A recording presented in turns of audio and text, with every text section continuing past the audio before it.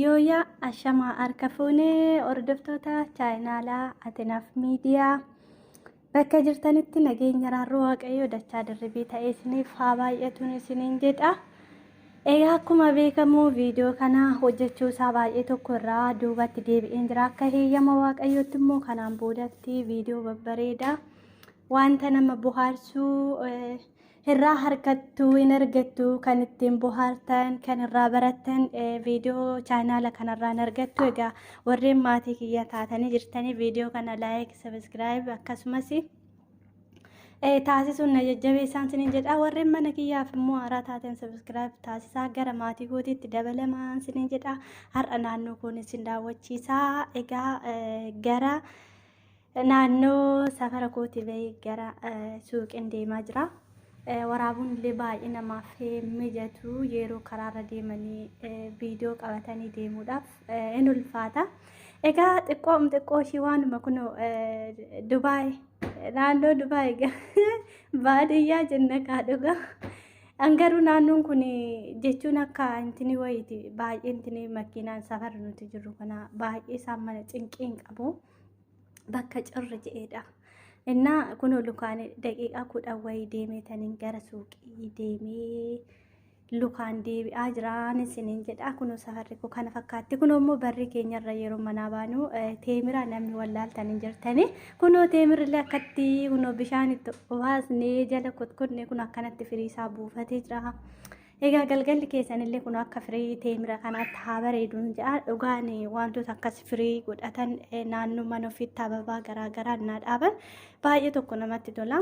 Amma gibbii kana keessa ta'u waraabee isinitti agarsiise. Baay'ee namatti tola jechaadha. Intinisa ababaa garaagaraatu jira. Akkasumallee teemira waggaa kana dhaabbate kun amma sammaa kana firii naqatee jira jechaadha. Kun amma gara suuqii gahee jira. Kun safarri koo kana fakkaatti. Suuqiinis dhiyoodhuma daqiiqaa jabaatanii yoo deeman daqiiquma 5 wayiiti lukaan baay'ee miti. Garuu yeroo aduu saasayyuu deemuun isaa hin ulfaataan isiniin jedha. Kun Dubaay safarri koo kana fakkaatti. Garuu safarri kun dhugaa dubbachuuf ijoolleen keenya ijoolleen Itoophiyaa safara kana baay'eetu jira jechaadha. Naannoo kanatti hin baay'atu namoonni keenya jechaadha. Naannoon kun Fuujuraa jedhama iddoon kun jechaadha. Karaa Shaarjaa keessa akkasas goruu intininsa eeriyaan isaa jechaadha. Baay'ee hin fagaatu jechaadha. Intini Shaarjaarraa garuma Shaarjaatti dhiyaata.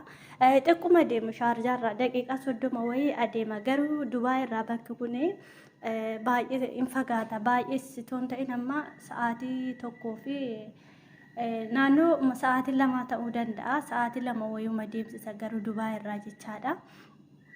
Innaa akkasan isiniin jedha. Kun makiinaan illee akkasitti deemaa jira. Garuu Dubaay irraa xiqqoo hinuma fagaata.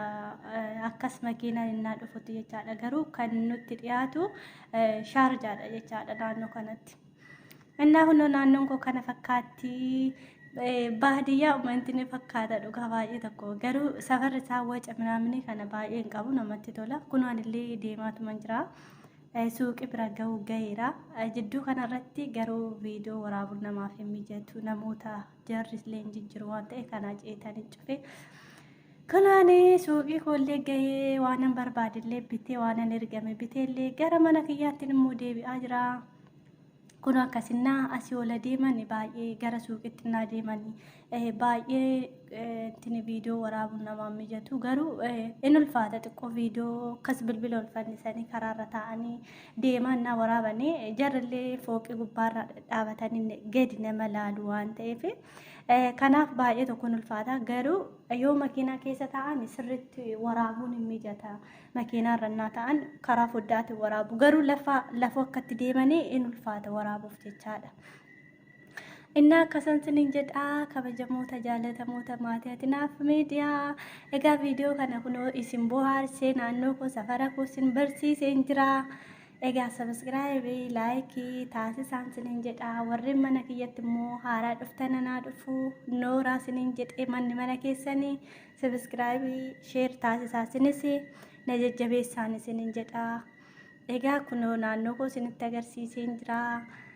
Hanga immoo viidiyoo biraatiin walitti deebinu turtiin keessan turtii gaarii isiniif haa ta'u. Baay baay.